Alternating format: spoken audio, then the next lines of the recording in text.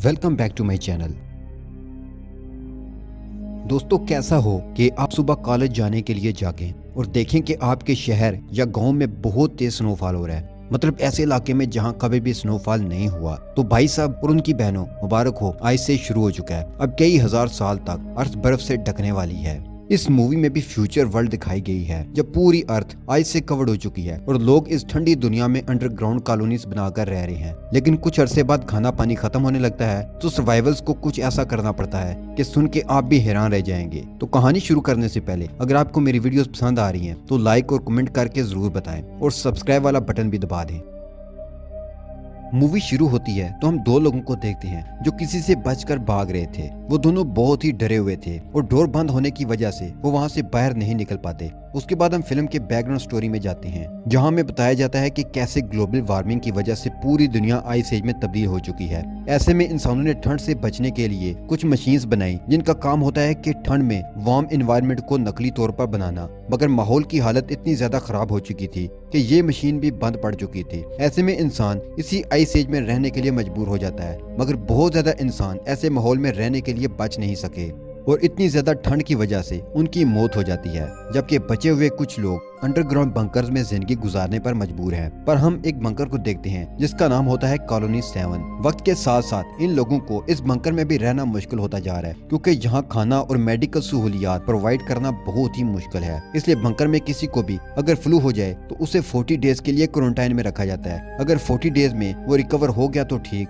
वरना उन्हें दो चॉइसेस दिए जाते हैं, या तो बंकर छोड़कर बाहर जाना होगा या फिर उन्हें मार दिया जाएगा। नेक्स्ट सीन में हमें मेसन नाम के एक आदमी को दिखाया जाता है जो एक आदमी को खींचकर बाहर ले जा रहा होता है क्योंकि वो आदमी इन्फेक्टेड होता है। मेसन उसे मारने के लिए बाहर लाया होता है ताकि वो बंकर में रहकर किसी और को इन्फेक्ट न कर सके। हम यहाँ पर सैम को देखते हैं जो कि मेसन को रोकने की कोशिश करता है और कहता है कि हमें उसे चॉइस देना चाहिए। वो आदमी मेसन से अपनी जान बचाने की भीख मांगता है मगर मेसन उस पर थोड़ा सा भी रहम नहीं करता और उसको गोली मार देता है क्योंकि मेसन का मानना होता है कि जितने लोग कम होंगे उतना राशन बाकी लोगों को ज्यादा मिलेगा। सेम गुस्सा होकर ब्रिक्स के पास जाता है जो कि इस कॉलोनी 7 का लीडर है और उसे सब कुछ बताता है। जिसके बाद ब्रिक मेसन को वार्निंग देता है कि वो इन्फेक्टेड लोगों को उनकी चॉइस पर ही छोड़ दिया करे। नेक्स्ट सीन में हम सेम को देखते हैं जो अपने गर्लफ्रेंड के पास जाता है जिसका नाम काय है। वो एक लैब में काम करती है और उनका काम होता है अवेलेबल फूड को अच्छे तरीके से इस्तेमाल कर सकें और फूड के सीड्स को स्टोर कर सकें ताकि उनके सीड्स को इस्तेमाल करके सब्जियों को उगाया जा सके।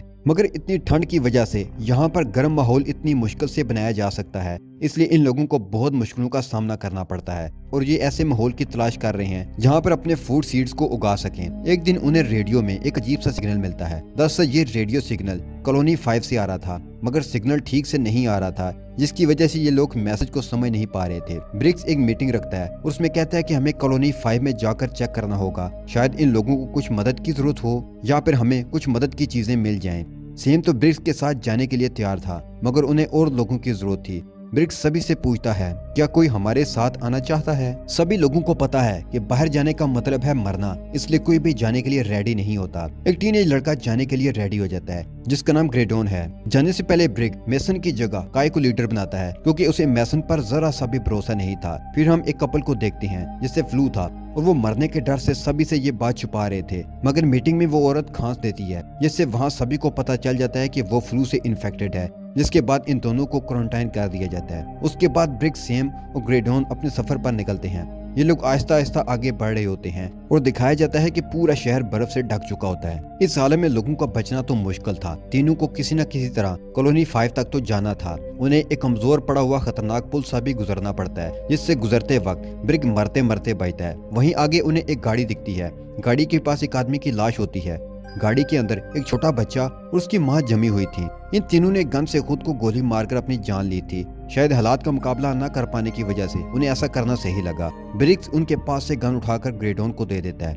दूर तक चलने के बाद उन्हें एक क्रैश हेलीकॉप्टर दिखता है। उसे देखकर लगता है कि शायद ये लोगों को रेस्क्यू करने के लिए निकला था मगर किसी वजह से ये तबाह हो गया। तीनों इस हेलीकॉप्टर में रात गुजारने का सोचते हैं।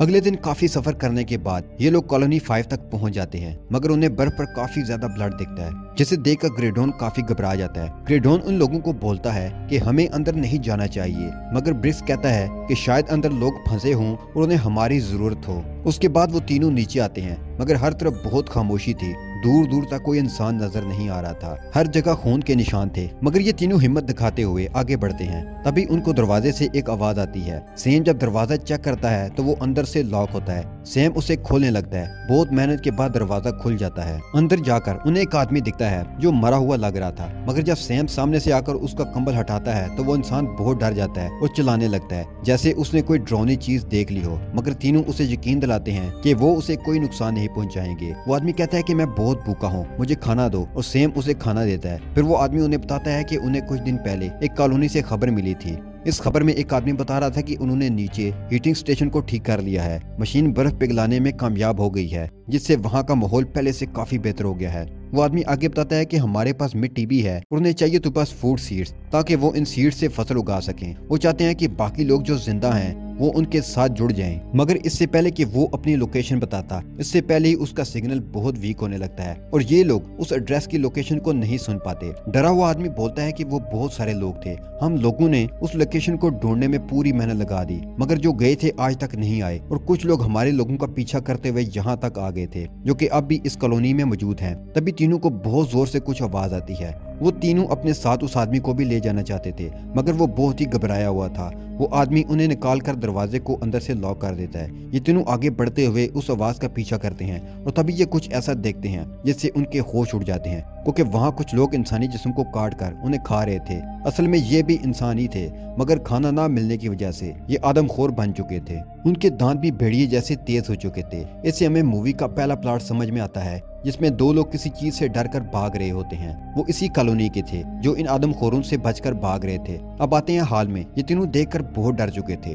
डर के मारे गलती से ग्रेडॉन के मुंह से आवाज निकल जाता है, जिससे वो उन्हें देख लेते हैं और आदमखोर उन्हें देखते ही हमला करने लगते हैं। तीनों आदमखोरों को गोली मारने लगते हैं। ग्रेडॉन डर कर वहाँ से पहले से ही भाग जाता है। ब्रिक और सैम के पास ज्यादा गोलियां न होने की वजह से उन्हें भी भागना पड़ता है। ये तीनों एक रास्ते से भागते हैं और ग्रेडॉन दूसरे रास्ते से भागता है, मगर दो आदमखोर ग्रेडॉन को मारने लगते हैं। ग्रेडॉन बहुत जोर से चिल्लाने लगता है। ये आवाज सुनकर ब्रिक्स और सैम ग्रेडॉन को बचाने आते हैं। वो आदमखोरों को गोली मार देते हैं, लेकिन तब बहुत देर हो चुकी थी। ग्रेडॉन मर चुका था। ये देखकर दोनों को बहुत बुरा लगता है, मगर अपनी जान बचाने के लिए उन्हें वहां से निकलना पड़ता है। जब वो बाहर निकलते हैं तो वो कॉलोनी 5 के मेन एंट्रेंस को डायनामाइट से ब्लास्ट कर देते हैं। उसके बाद दोनों ही अपनी कॉलोनी के लिए निकल पड़ते हैं। कुछ देर आगे बढ़ने के बाद वहाँ का टेम्परेचर और भी लो होने लगता है, तो ये लोग हेलीकॉप्टर में रात गुजारने का फैसला करते हैं। रात में ये दोनों ग्रेडॉन की बहादुरी को याद करते हैं और उसके जाने पर बहुत ज्यादा दुखी होते हैं, लेकिन उनकी प्रॉब्लम अभी खत्म नहीं हुई थी।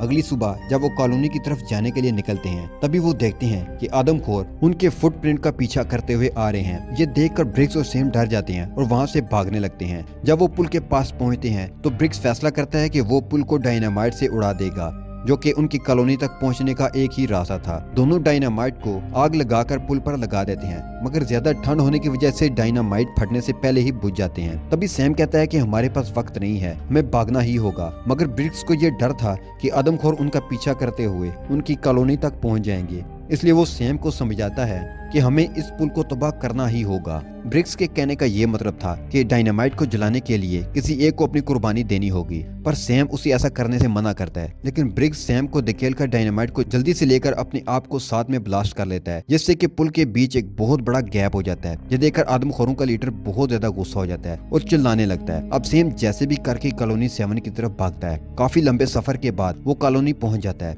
जहाँ मेसन को देखते हैं जो इस कपल को मारने वाला होता है, जिनको फ्लू होने की वजह से क्वारंटाइन किया गया था। हालांकि उसके ठीक होने का वक्त अभी पूरा नहीं हुआ था। तभी वहाँ सैम की गर्लफ्रेंड काई आ जाती है और मेसन को रोकने की कोशिश करती है, लेकिन मेसन औरत को मार देता है। उस औरत का हस्बैंड वहाँ से भाग जाता है। सैम वहाँ जाता है, जो काफी थका हुआ होने की वजह से वहीं पर बेहोश हो जाता है। काई उसकी मदद करने के लिए उसके पास जाती है, पर पीछे से मेसन आकर काई को मारकर बेहोश कर देता है। जब सैम को होश आता है तो वो उसको ब्रिक्स की मौत का बताता है। ये सुनकर मेसन काई को लीडर से हटाकर खुद को ही लीडर बना लेता है। फिर सैम सबको आदमखोरों के बारे में बताता है, मगर मेसन को उसकी बातों पर यकीन नहीं आता। वो समझता है कि लंबा सफर करने के बाद उसका दिमाग खराब हो चुका है। मेसन सैम को हथकड़ी लगा देता है और उसकी चाबी अपनी जैकेट की जेब में रख लेता है। मेसन वहाँ से जाने लगता है, तभी एक बच्चा मेसन से टकराता है और चाबी को चुरा लेता है, और वो बच्चा उस चाबी को सैम को दे देता है। अपने आप को आजाद कराने के बाद सैम काई के पास जाकर उसे भी आजाद करता है और फिर सैम उस लोकेशन को ढूंढने की कोशिश करता है जहां लोग बर्फ पिघलाने में कामयाब हुए हैं।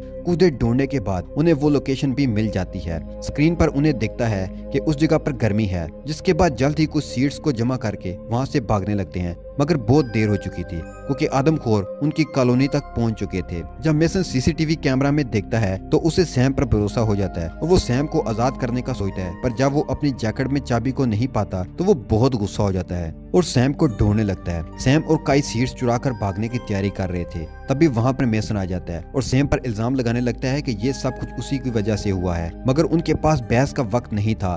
आदमखोर उन्हें चारों तरफ से घेर रहे थे और उसके बाद वो उन पर हमला करने लगते हैं। मेसन को एक आदमखोर मारने आता है, मगर सैम उसे बचा लेता है। सैम सबको वो जगह खाली करने का कहता है, मगर कुछ ही लोग अपनी कॉलोनी के लिए आदमखोरों से लड़ने का फैसला करते हैं। अब ये लोग लड़ते लड़ते आहिस्ता आहिस्ता इस कॉलोनी से बाहर निकलने के लिए आगे बढ़ते हैं। सैम सभी को एक वेंटिलेटर के रास्ते से बाहर की तरफ जाने के लिए कहता है। उनमें से एक सर्वाइवर आदमखोरों को रोकने के लिए वहीं रुक जाता है। आदमखोर दरवाजे को तोड़ते हुए अंदर घुस जाते हैं और वो सर्वाइवल सभी को बचाने के लिए गैस सिलेंडर पर गोली चलाता है, जिससे वहाँ पर बहुत भयानक धमाका होता है। सभी आदमखोर उस धमाके से मारे जाते हैं, मगर उनका लीडर बच जाता है और वो लीडर वेंटिलेटर में घुसकर सभी को मारने के लिए आगे बढ़ने लगता है। सैम लीडर को रोक लेता है और बाकी सब आगे बढ़ जाते हैं और कॉलोनी से बाहर निकल जाते हैं। सैम और लीडर में फाइट होती है, मगर सैम लीडर के सामने बहुत कमजोर पड़ता है और ऐसा लगता है कि सैम मारा जाएगा, मगर सैम के हाथ एक रॉड लगता है और वो इस रॉड से लीडर को लगातार मारता जाता है। सैम को लगता है कि लीडर मर गया तो वो वहां से जाने लगता है। अचानक लीडर सैम के पांव पकड़ लेता है और उसे गिराने की कोशिश करता है। सैम एक चाकू लेकर उसके सर पर वार करता है और उसके सर के 2 हिस्से कर देता है और लीडर भी मारा जाता है और सैम सभी आदमखोरों को आग में जलते हुए देखता है। दूसरी तरफ सभी सर्वाइवल कॉलोनी से बाहर निकल चुके थे। काई को लगता है कि सैम भी मारा जा चुका है और वो बहुत दुखी हो जाती है। उस वक्त सैम कॉलोनी से बाहर निकलता है। काई उसे देखकर बहुत खुश हो जाती है। सभी सोचते हैं कि अब उनका जानलेवा ठंड में इस अनजान कॉलोनी को तलाश करना सही रहेगा या नहीं, लेकिन सैम सभी को समझाता है कि अब हम सब का बचने का वो सिर्फ एक ही रास्ता है कि हम उस कॉलोनी तक पहुंच जाएं। जिसके बाद सभी उस वार्म कॉलोनी की तलाश में निकल पड़ते हैं और यहीं पर यह मूवी खत्म हो जाती है।